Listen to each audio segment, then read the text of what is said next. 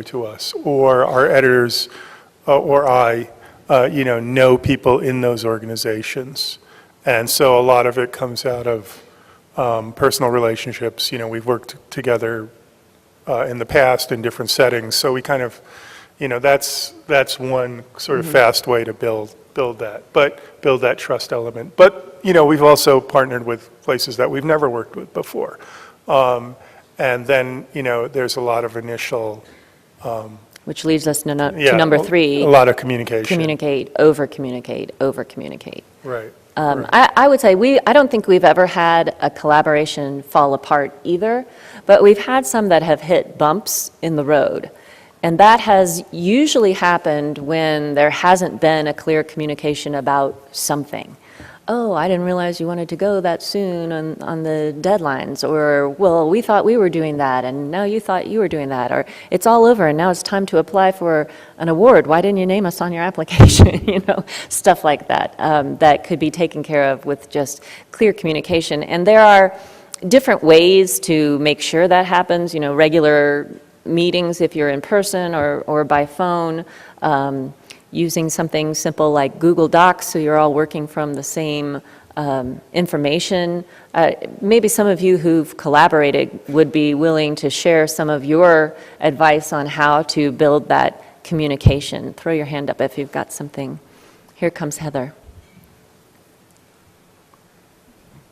Hi, my name is Sabrina Shankman. I am a producer and reporter with Inside Climate News, where I handle our partnerships. We've collaborated with you. Yes, and I used to work on productions for Frontline, where I worked on collaborations between Frontline and ProPublica predominantly. And this was the question I was going to ask before, actually, which is kind of your number 5 on the prenup. Oh, you're skipping ahead. Sorry, but it seems to me like the biggest issue is the things that don't get communicated at the outset. And I almost wanted to raise this idea of what questions you guys think should be dealt with up front. Because I feel like, every partnership is so different. Every bump that you come across, you maybe haven't come across that bump before. But if I had like 25 things that I knew, or 10 things, or 5 things I knew had to get nailed from the beginning, having to do with like, is it a partnership? Is it a collaboration? How do we credit people? How do we deal with award submissions? What's our deadline? All these kinds of things that are so important that can completely derail things and leave people with a bad taste in their mouth later on, I think is really important. I'm going to let Sam. Yeah, so there's, I'm involved right in the middle of like 2 negotiations now with partners. And we actually have a contract that spells out a lot of things, but it's a big contract and it was written by lawyers. So like, I basically was reminding one potential partner yesterday, I was like, basically, this is what we need. We need credit on the story. We need distribution rights to the story, non-exclusive distribution rights after you publish it. So we usually work out an exclusivity period for the partner, but we want rights to the story. And not only because we want to put it on our website, but like right now, we are in the midst of publishing an anthology of stories from our first 5 years. So we've taken 16 of our long-form stories, anywhere from 2,000 to 8,000 words. We're compiling them in a book, and that's being published. So if we didn't have rights to the content, we couldn't be able to do that. So that's really important to us, and I would say it's probably a deal breaker for us. And a lot of, especially commercial publishers, in their typical freelance contract doesn't work for us because a lot of times, they're work for hire contracts or they take all the rights, and so I sort of, it's the first thing out of my mouth, basically. The other thing that's usually less difficult to work out is the money piece, which is who's paying for what, and every deal is different. One of FERN's mission is to make sure that like our freelancers make a decent wage for the story. So oftentimes we will in some cases, we'll split the fee with the partner. Sometimes we'll pay more than the partner is paying, just to make sure the writer is getting, a decent amount of pay. And so that's all spelled out as well. And in our contract, we spell out how we're credited, ideally where the credit appears in the piece.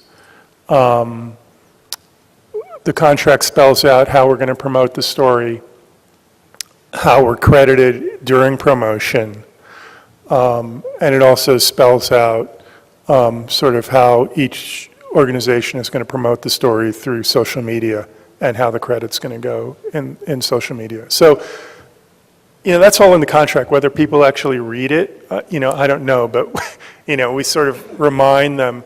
On things like deadlines, like when is the story going to run, we don't control the publication schedule because, we're using essentially the partner for distribution, so they basically control that, and we kind of run with that. But, usually there's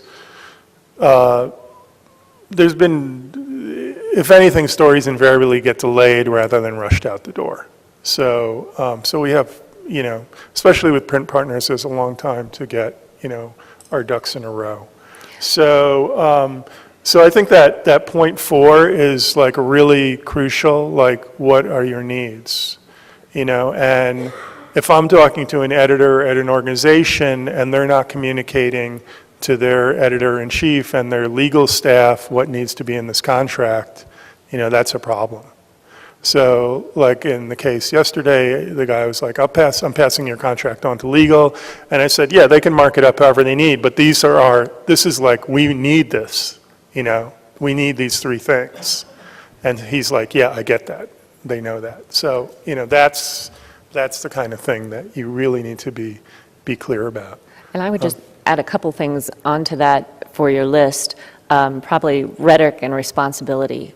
Getting very clear who is responsible for what, where does the buck stop, where does editorial control, how do you split editorial control? Because it's not really collaboration if one party has all the editorial control and the other party is just, that makes it feel like a work for hire, which is not the kind of collaboration that we're talking about. So getting very clear in the beginning how are decisions going to be made? What's the process for making decisions? Because even if you have a very thorough list, you cannot always think of everything that's going to come up. So having agreed in advance on some type of methodology for making decisions will save you a lot of headache. And then the other one, the rhetoric, is just language. How do you talk about the collaboration? And that's really important to get both sides talking about it in the same way. And by that I mean, this is a joint investigation by FERN and RMPBS. Or this is, however you're going to agree to describe it, make sure both sides agree. And then the final thought on this part of the topic would be making sure that you have, no, sorry, I lost my train of thought. What was my final thought? Come back to that. We'll keep going. But it was good, I promise. It was good. The thing too, in this other negotiation I'm involved in right now, the editor was great. They completely got the collaboration. Oh, that was it. We're doing a long form radio story. It's going to, it's a great story. We've worked, the money was all worked out. It's like everything went really simply. And then, so now the contract goes in and it goes into their sort of executive team and they didn't get it at all. So, so now I've got to go back and next week, have a conversation with their top editorial people. And so this is another key point is you want, it's great to have a senior editor that you really like and you're dealing with. And they're going to be the person you're working with day to day on shaping the story, but you need buy-in from the top, editorial levels. So that everyone understands kind of what's going on. Yeah, and my point was just the mirror of that. Make sure it's not just the top level who understands. If the lawyers understand and agree, great, but if the frontline journalists don't understand or agree, you're still in a pickle. appreciate hearing about this contract business. How often are you negotiating a contract? Is it a story-by-story contract, or do you have sort of standing contracts with partners over, multiple stories? Yeah. And then I guess just tacking on to that, isn't there sort of a range of written understandings? Because this gets pretty complicated when we bring in the lawyers. So on the contract side, we've done it both ways, but I would like to move to just basically have one contract cover an ongoing partnership or as, future stories, because, that way.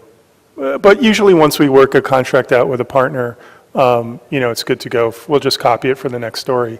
In terms of, but contracts, the editor you're working with is not reading a contract, So that's the communication piece in terms of knowing sort of who's doing what. And I'll tell you, like, the best collaborations that I've had, like, if I'm the editor on the story, I'm on the phone, the partner editor's on the phone, the writer's on the phone, and we're all talking, and it's basically, in the service of the story.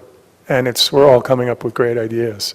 And usually, the way we work at FERN is usually we'll take the story to a certain point, what I call a very clean, sort of first draft, and then it'll go into their organization and go through their copy edit and everything else. But, by that point, all the major, decisions have been made.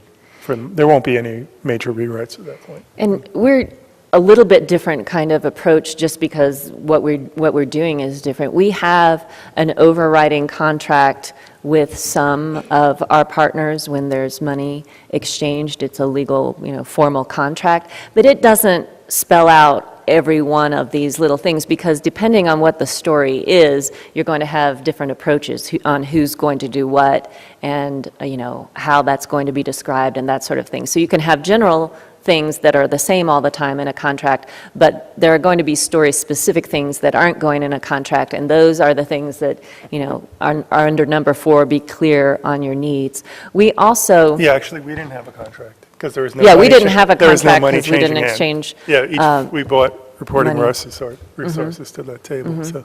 But then we have partners who we work with consistently over and over again, that we have kind of laid out a general way to work it, and we've been doing it so long that it's not really, they kind of know what to do. So for example, we'll do a big investigation that is statewide, and then we'll pull out maybe some data that is county specific. And so when we share that with our media partners, we know, because we've been doing it so long, they know how to do the original reporting and what they can do with the story and how it's described and that sort of thing. So it becomes much easier. I mean, that's the good news. It becomes much easier. Maybe like dating or marriage. The more you do it, maybe not marriage, the more you do it, the easier it becomes. I don't know. We'll see. There was a question here and then over there. I think you may have partially already answered my question, but I'm just wondering how you determine the distribution of labor, who does what. Well, I would say that's a negotiation every time, so you kind of have to figure out what labor needs to be done and who has the skills. I mean, one of the great things, like dating, you maybe opposites attract, and you have skills and talents and abilities from one partner that are different from the skills, talents, and abilities of another partner. And the reason to do a collaboration is that you can put those things together. So you try to figure out, in our case, well, we were able to do data analysis and video, and they didn't have the capacity, anybody on staff who could do video. And don't go out and hire somebody, Sam, because we've got people who can do video. So, and we don't need to send somebody to Washington because they had somebody working in Washington. So it just made sense for us to work together. It's really, there has to be a point to the collaboration. Why are you collaborating? Well, remember, back to the first slide, it's because you can do something more together than you could do by yourself. So Yeah, it's and, negotiation. you know, it's funny, like when we first started this out, I thought one thing that the main thing we were bringing to the table was money, because everybody's like short of budgets, and hey, we'll be able to, you know, pay for, you know, helping produce the story. Well, as it turns out, I don't think that's the main thing we bring to the table at FERN. So what we bring is we feel and I think we do, really know this area of food and ag. We know a lot of really good reporters in the area, and we have good editors on staff. So essentially what I've realized we're bringing to the table is essentially the ability for a partner to outsource an editorial function to us at no cost. So they get like free editorial help, and they really value that. And every situation is different. I work with an editor at California Sunday Magazine.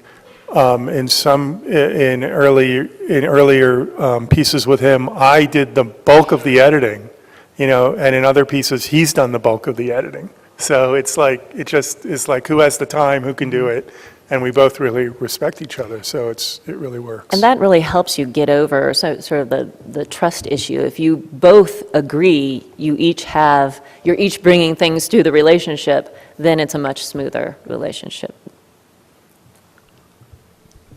It's not a bad segue to my question, which is I want to know a little more about the money piece of it. What is the most expensive collaboration that you've worked on for your partner, and then are most of them at no cost? I'd like to know a little bit more about how that works. And also the legal side, who's responsible for the content? Do you want to start, or you want to? Yeah, cost, I mean, if we're sending a reporter overseas, it can get costly, especially if we're not getting like grant support for that particular project. So it can run over $10,000 for a project.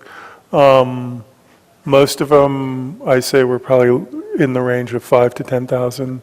And what the partner puts up, you know, varies. There's a lot of outlets that want content for free, and generally, you know, we don't work on that model because we're sort of co-producing with the partner, so they have to bring something to the table. We're not just producing a piece and then looking for somebody to throw it up on their website. That's not what we do.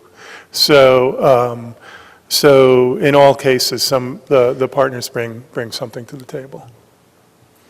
And in our case, you either have cash or you have something in kind. So we have some contracts that, you know, probably my favorite contract is one that's a multi-year contract for a flat amount each year, which I will tell you is 5 figures a year for a 6-figure multi-year contract. So that is a great thing because you've kind of done it and it's just ongoing. Other partners don't have that kind of funds, so they bring something else to the table. Maybe they're doing a graphic or doing some piece of the work that saves us from having to do it. So it's an in-kind sort of thing. And just the legal piece, so our name is on the story. We're publishing it simultaneously. So, you know, so we're responsible as much as the partner is. If a story needs legal review, either I don't think we've ever had 2 sets of lawyers review it, but we've had at least 1 set of lawyers, you know, review it. And of course, you know, fact checking. Either a partner will put it through fact checking, or we'll hire, you know, fact checkers we know are really good to go through the story. So. I just wondered if you have issues that come up in dealing with a for-profit versus a nonprofit that you have to deal with. Let's see, issues of a for-profit versus a nonprofit. I'm not sure that I can think of an example where that was a problem. Is anything coming to your mind? No, there's no. No, I mean, you know, just because we have 501c3 status doesn't mean, you know, we behave any differently as a news organization. The only thing that's different about us is we don't take advertising. We have underwriting, so you can't have a call to action. But that's never really been a problem because the way we've collaborated, the commercial entity can use it on their platforms, whatever those are, and treat it the way it needs to be treated. So it hasn't been an issue for us. Hi, I teach in a photojournalism program at a university. Do you have specific recommendations for working with students? I mean, do you have experience or specific things regarding those kinds of partnerships? Yeah, we've worked with students a lot, and I think the most successful student partnerships have been when you can kind of embed professionals in the process, because the students, I found working with students, they have great ideas, they're getting great information, and sometimes they just need kind of a professional to help them figure out what strings to pull. And so if you can make the collaboration something where the professionals are working hand in hand with the students, everything just goes smoother and faster in my. Side question is there any pushback from professional freelancers that you're working with? Okay, the question is there pushback from professional freelancers that you're working with students? I've never encountered that, but what I would say to them is, look, you know what? We're not all going to be in the business forever. We have to help the next generation figure out how they're going to do it when it's their time to take the reins. So, it's kind of God's work to work with students. Hi, me again. So one quick note about communication. I would say, putting it out there, when I have these conversations about partnerships, I like to follow up with an email that says, hey, just to be clear and reiterate, these are the things that we went over, and these are the terms that we just chatted about. Because I find like 6 months later, when the question comes up, it's helpful to have that email in our... So make a paper trail of the things you've agreed to. Is that mic working? I don't know, is it not? Now Derek it's- can fix okay. anything. So the question that I had is this, there's always the question of when do you reach out to collaborate? Like at what point in your research do you do it? Early. Sometimes we do it too late.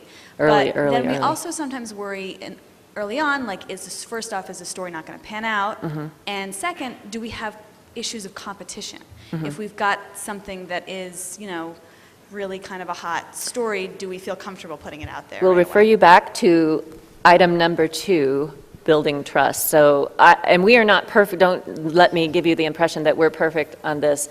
The earlier you can reach out, the better. It is always the case, the earlier you can reach out, the better. And if you've built trust and you have agreements on your needs, then you can have some sort of assurance that your partner isn't going to just take your story from you. So that is, that's all kind of interconnected. But my advice is the earlier you can have the conversation, the better. Although I will say we tend to try to reach some point where we think there's a story there. We haven't reported it out. It can still fall through in stories. Stories have fallen through, collaborations haven't, but stories have been, it's not really there. But the earlier the better, because that's what true collaboration is. Otherwise, you're just sharing content. Yeah, I agree with that. That's why we go out, 90% of the time we go out in the pitch stage and, we co-shape the story with the partner. I'm curious if any of the partnerships have been about building traffic or audience. I noticed, like in the case of FERN, you're publishing stuff as well as other people. You're sort of dividing the traffic to that particular story. Can you talk a little bit about the pros and cons of that? Yeah, when we publish a piece with Huffington Post, we're not dividing traffic.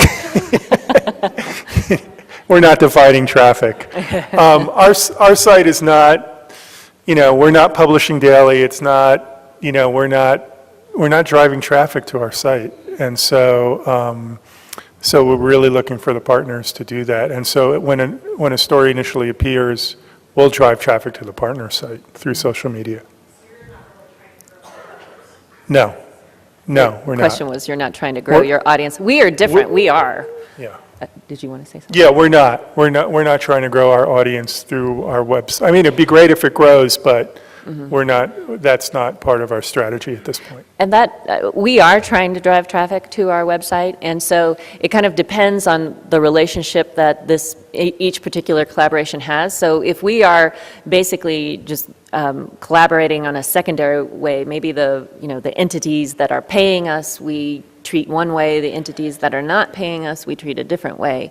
But it's something that you have to talk about, especially if you have, two entities collaborating and they're both trying to make sure they've got the traffic. Okay, how are we going to agree on this? And, some possible solutions are, okay, well, we're going to put different text leads and headlines on it so that it's not the same exact thing that then one wins and one loses in the Google search, stuff like that you negotiate ahead of time. Yeah, and I mean, the other thing is we just don't, we don't want to, we didn't have the resources to be under the pressure of publishing so frequently that we could drive traffic, and we didn't want to do the 5 biggest watermelons this summer, so. Collaborating to produce a big blowout investigative piece seems a great model for traditional media like a TV station during sweeps, but for a pure play digital outlet that wants to build an audience over weeks and months and keep coming back to a story and hitting it over and over again, how can the collaboration model adapt to that with follow-up stories and ongoing reporting? I don't see I think they can kind of go hand in hand. So if you are one of those, are you one of those sites that you've just described? No. Well, if you were one of those sites you've just described, it would be great to be able to, and you are doing kind of the ongoing drum beat of the story, it would be great to have some big blowout investigative pieces every once in a while when you can get them, so collaboration is there. But if you're, you're trying to collaborate on the other things, maybe it's going back and forth. So this actually comes up for us sometimes. We'll do a big investigation and then there's follow-up stories. In fact, if you want to go back a couple of slides to the ones that we had, those examples of stories are all examples where we have done some big investigation with a partner, and then these are kind of the follow-up stories where something happened. So, the governor signs a new law, or, whatever has happened, something changes in the school district, whatever it is. And that you could kind of do by going back and forth. All right, well, we're working on a piece of enterprise this week. Can you do the follow-up of the breaking story so that, and then we'll share it. We'll go back and forth with something like that. Does that? Okay.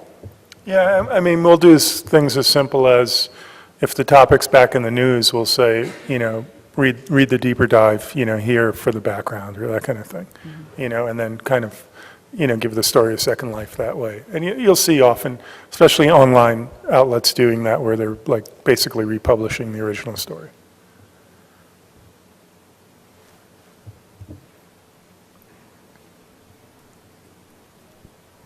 Thanks. I just wanted to offer a slightly different way to look at the same thing we've been talking about, which is different entities bringing different things to the table. My organization produces a lot of video, and we can often get it done in our very early stages of having a conversation with our collaborators. And so what we will do more often than not, maybe on 80% of the stories that we collaborate with other organizations on, is provide that video up front.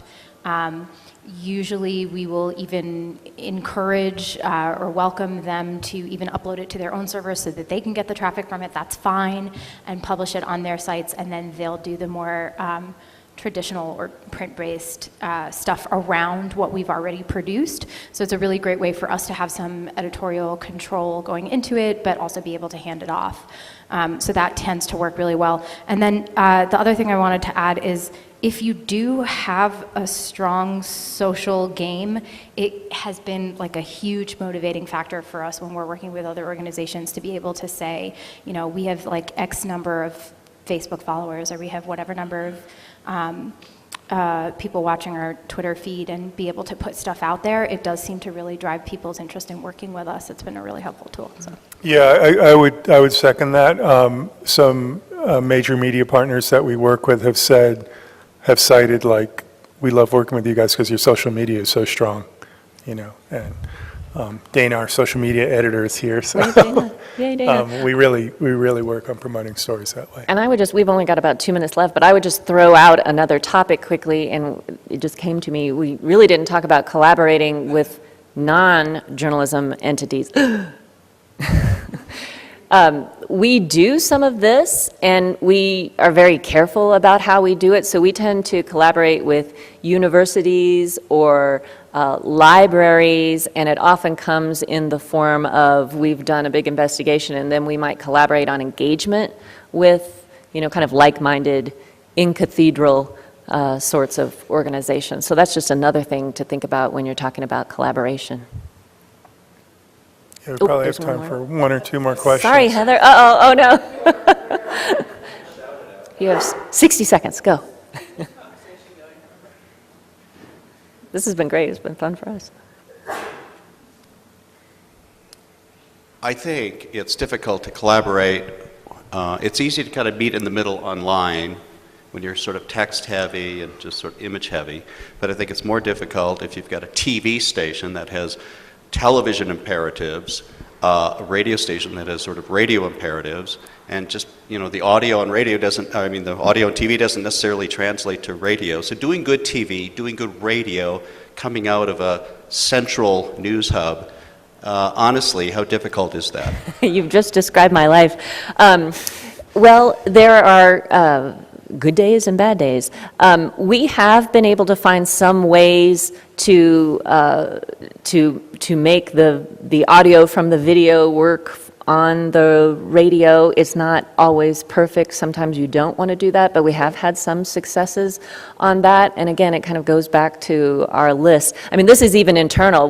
Rocky Mountain Public Broadcasting is television, radio, digital. And so we're doing everything at once. So we have this internal conflict, but it makes it easier when we're trying to work with external partners because we kind of understand where each of them is coming from because it's been different.